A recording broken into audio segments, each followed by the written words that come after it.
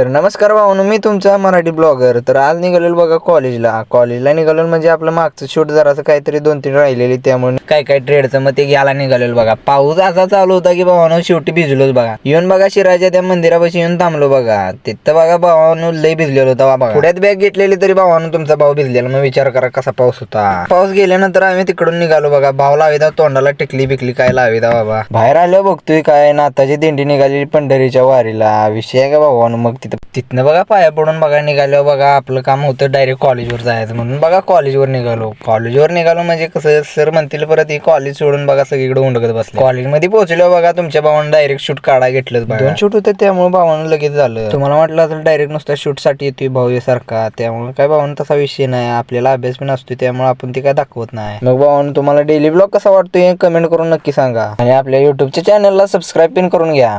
सगळ्या शूटचा रिझल्ट बघा आपल्या पेजवर आलेला आहे बघा, बघून घ्या.